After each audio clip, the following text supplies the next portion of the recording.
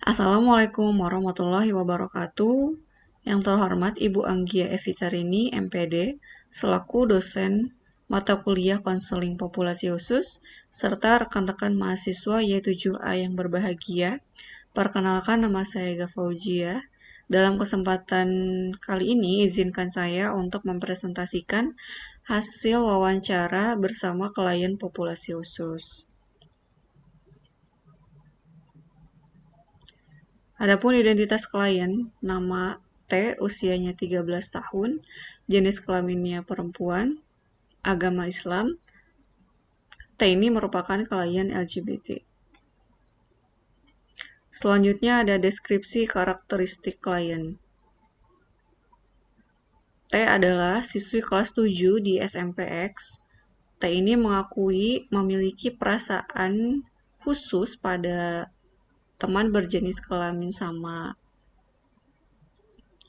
Jadi T ini beberapa bulan setelah memasuki kehidupan SMP sebagai remaja, T mulai mempertanyakan kondisi dirinya. T mulai merasa dirinya itu memiliki perhatian lebih dan rasa yang berbeda pada salah satu teman sekelas yang duduk di sebelahnya, yaitu R. Sebagai informasi bahwa di SMP-nya T itu memberlakukan sistem monogender dalam pembagian kelas. Artinya pembagian kelasnya itu menjadi 2 kelas khusus untuk siswa laki-laki dan 2 kelas khusus untuk siswi perempuan di masing-masing level angkatan. Nah, beberapa teman dan guru juga kerap mendengar bahwa T ini mengeluarkan komentar yang komentarnya itu diasumsikan oleh teman dan para guru sebagai keinginan terpendam T untuk menjadi sosok gender yang berlawanan dengan kodrat fisiknya. Setelah melakukan wawancara, ternyata T memiliki latar belakang keluarga yang berasal dari Pulau Sumatera yang kental dengan budaya patriarki, di mana memiliki anak dengan gender laki-laki itu dianggap sangat penting dan menjadi taruhan harga diri. Sebagai anak pertama, kedua orang T mengharapkan kelahiran anak laki sejak ibunya dinyatakan hamil. Nah, sejak T terlahir, kedua orang tuanya sudah memendam rasa kecewa dan penolakan pada kehadiran di dunia karena tidak mendapat anak lelaki sebagai anak pertama. Namun berselang 1 tahun setelah kelahirannya T, ibunya kembali melahirkan anak kedua berjenis kelamin laki-laki. Perbedaan perlakuan yang mencolok dari orang tuanya kepada dirinya dan adik telah dirasakan T sejak dirinya mampu mengingat masa kecil dengan jernih. Jadi apabila terjadi selisih paham atau pertengkaran antara dirinya dan adiknya, menurutnya selalu adiknya yang mendapat pembelaan dari orang tua tanpa mengusut tuntas sumber masalahnya. Kemudian, ayah kandung T adalah seorang penjabat anggota dewan, ibunya merupakan ibu rumah tangga. Namun, meskipun ibunya ibu rumah tangga, ternyata dalam kesehariannya ibu dan hampir semua anggota keluarganya itu lebih sering menghabiskan waktu di kamar masing-masing, sehingga interaksi antar anggota keluarga itu minim terjalin. T di rumahnya mendapatkan fasilitas digital yang lengkap, seperti komputer, printer, laptop, handphone, juga akses internet yang tanpa batas. Ayah dan ibunya T juga tidak pernah melakukan kontrol pengecekan terhadap penggunaan semua perangkat digital yang ada di kamarnya T. Nah, dengan adanya fasilitas ini, ternyata T memiliki jaringan pertemanan secara daring yang membuatnya berkenalan dan bersahabat dengan salah satu teman lelaki berusia 3 tahun lebih tua, yaitu D. D ini adalah seorang lelaki pelaku LGBT. Nah, D memperkenalkan eh, T pada tayangan pornografi dengan orientasi menyimpang sesuai dengan gender yang dimiliki D.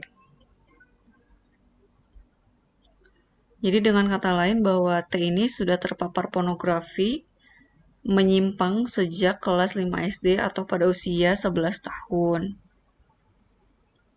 Nah, adapun pemicu yang menjadi momen T mulai merasakan sesuatu yang berbeda pada teman sekelasnya, yaitu ketika uh, suatu hari T jatuh sakit pada saat pembelajaran kelas berlangsung.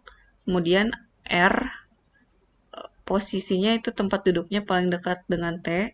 Dia merasa peduli dan berempati hingga kemudian dengan telaten membantu T ke UKS, membalurkan minyak angin di tubuhnya, mengambilkan dan menyuapi makan siang, mengambilkan obat hingga menjaga dan menunggui T di UKS hingga dijemput pulang lebih cepat oleh orang tuanya. Nah, perhatian R saat itu adalah kewajaran yang umum dilakukan semua siswa bila ada salah satu teman yang jatuh sakit di sekolah. Namun ternyata hal ini memberi kesan yang mendalam bagi T. Jadi hingga sejak saat itu, T kerap memberi perhatian lebih pada R dalam setiap kesempatan, yang kemudian membuat T merasa dirinya memiliki perasaan khusus kepada R yang berjenis kelamin sesama perempuan.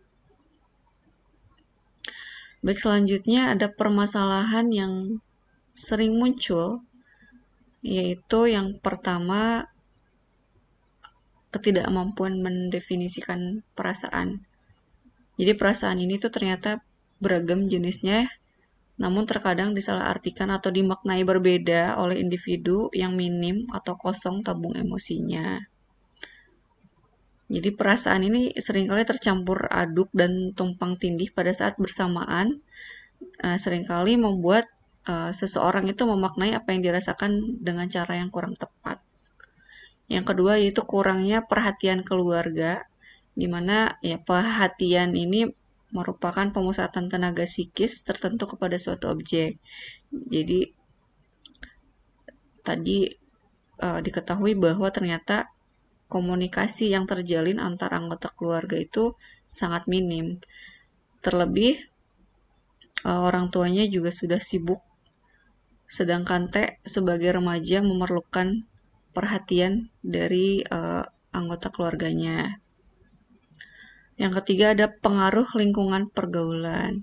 Nah, dengan adanya akses internet yang tidak terbatas dan kurangnya kontrol, ternyata T memiliki pertemanan daring yang temannya itu membawa ke arah yang negatif.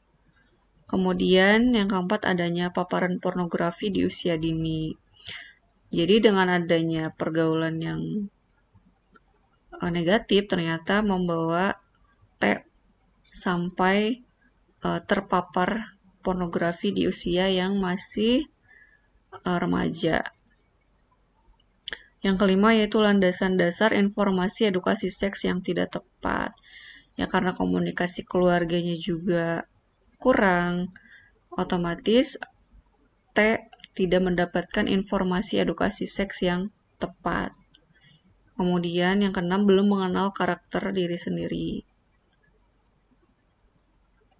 Di mana karakter ini adalah sebuah sistem keyakinan dan kebiasaan yang mengarahkan pada suatu tindakan seorang individu.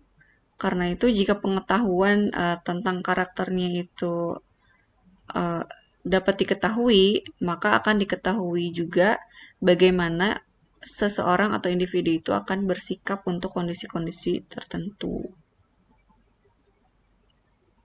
Jadi dari karakter inilah, dari karakter yang ada pada diri manusia itu terdapat nilai-nilai karakter berdasarkan budaya dan bangsa seperti ya religius, jujur, toleransi, disiplin, mandiri, demokratis, serta bertanggung jawab. Kemudian adanya kerenggangan hubungan pertemanan dengan teman-teman akibat beredarnya rumor bahwa T adalah seorang lesbian. Jadi kan tadi diketahui bahwa para guru dan teman-temannya mengasumsikan bahwa ternyata T ini memiliki keinginan terpendam yang berlawanan dengan gendernya. Kemudian adanya rumor yang beredar sehingga pertemanan T dengan teman-temannya cukup renggang.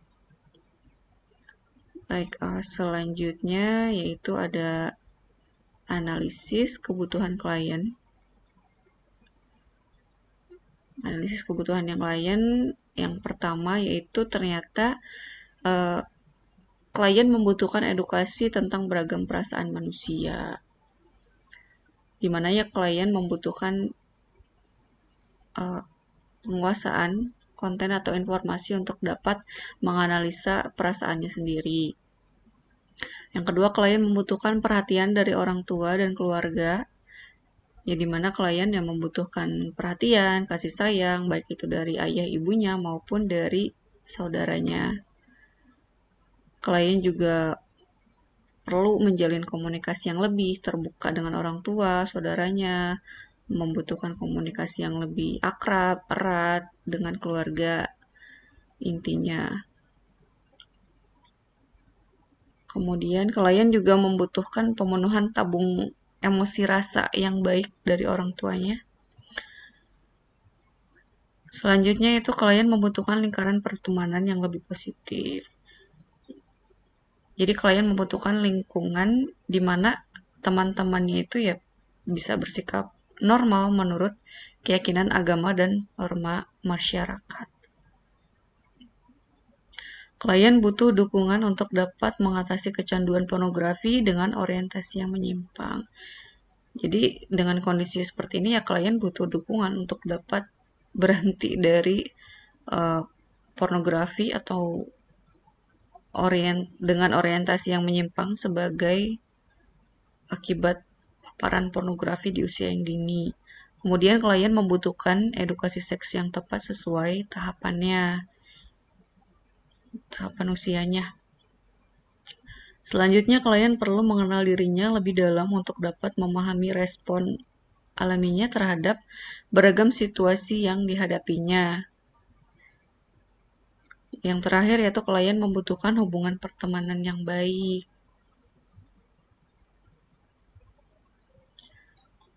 Selanjutnya yaitu ada jelaskan untuk potensi yang bisa dikembangkan.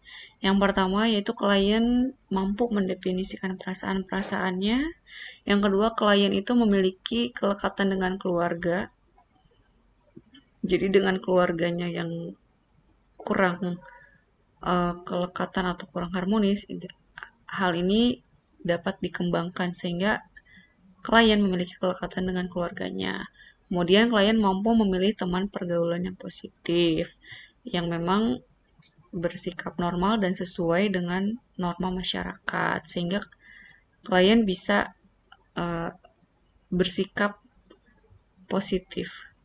Kemudian klien memiliki karakter diri yang kuat. Apabila kita memiliki karakter diri yang kuat, maka pengaruh-pengaruh yang negatif itu bisa disaring sehingga dia bisa memilih atau menerima pengaruh-pengaruh yang positif. Kemudian klien mampu mengenal dirinya lebih dalam. Selanjutnya klien memiliki pemahaman edukasi seks yang tepat. Klien juga mampu mengubah sudut pandang terhadap dirinya. Yang selanjutnya yaitu klien mampu menjalin hubungan pertemanan yang erat. Selanjutnya klien menjadi pribadi yang positif dan bertanggung jawab. Ini potensi yang bisa dikembangkan dari klien. Selanjutnya itu kendala yang dihadapi dalam proses wawancara. Jadi dalam wawancara ini awalnya klien itu ragu dalam menceritakan permasalahan yang dialaminya karena hal yang dibahas yang menyangkut perasaan klien. Selain itu terkendala dalam menentukan jadwal wawancara yang perlu menyesuaikan dengan waktu senggang klien. Yang mana klien itu masih berstatus pelajar di SMPX Kemudian wawancara juga cukup memakan waktu sehingga klien terlihat kelelahan. Selanjutnya, topik yang dibahas itu cukup sensitif karena berkaitan dengan LGBT, sehingga perlu berhati-hati dalam melakukan sesi wawancara agar tidak menyinggung atau menghakimi klien atas permasalahan atau perasaan yang dia alami dan rasakan. Selanjutnya yaitu penggunaan bahasa. Jadi penggunaan bahasa yang formal ternyata membuat klien awalnya merasa kurang nyaman, sehingga dalam melakukan wawancara paling tepat atau tepatnya menggunakan bahasa yang santai. Jadi ketika sudah menggunakan bahasa yang santai, disesuaikan dengan kondisi klien, klien sudah mulai nyaman dan klien mulai terbuka atas permasalahan atau perasaan yang dia rasakan atau alami. Itulah kendala yang dihadapi dalam proses wawancara. Selanjutnya, layanan BK yang tepat diberikan, yaitu yang pertama ada konseling keluarga, yaitu konseling individu, konseling penguasaan konten, konseling layanan informasi, layanan konseling kelompok. Jadi ini ada 5 layanan yang tepat diberikan. Yang pertama yang layanan konseling keluarga, di mana dalam konseling keluarga ini dilakukan teknik konfrontasi antara klien dan keluarganya untuk menggali fakta yang sebenarnya tentang kondisi keluarga klien. Yang kedua yaitu konseling individu, di mana ketika dilakukan konseling individu banyak validasi perasaan klien, kemudian menggali sebanyak mungkin informasi tentang klien. Kemudian yang ketiga yaitu mengarahkan pola pikir klien yang menjadi lebih positif, di mana klien bisa untuk berpikir bahwa tidak ada keinginan untuk melawan atau berbeda dari gender. Kemudian layanan penguasaan konten, di mana tadi klien kurang memahami tentang dirinya, kurang mengenal lebih dalam tentang dirinya, maka dalam layanan penguasaan konten itu agar klien lebih mengenal dirinya dilakukan dengan teknik MBTI, pengenalan diri dengan teknik LVEV atau Living Value Education Program. Kemudian pengenalan diri dengan teori 5 bahasa cinta versi Gary Chapman. Jadi diharapkan dengan ini klien bisa lebih mengenal akan dirinya sendiri. Selanjutnya yaitu dilakukan layanan informasi. Nah, layanan informasi ini untuk menginformasi tentang atau edukasi seks yang sehat sesuai kapasitas kebutuhan klien yang sesuai dengan tahapan usianya. Kemudian informasi tentang LGBT itu sebagai kaum minoritas. Selain itu, dampak-dampak dari LGBT. Kemudian layanan konseling kelompok, di mana layanan konseling kelompok ini menggunakan teknik resolusi konflik untuk klien dan teman-temannya, nah terutama dengan R. Jadi dengan layanan konseling kelompok ini diharapkan T ini bisa menjalin pertemanan yang erat dengan teman-temannya.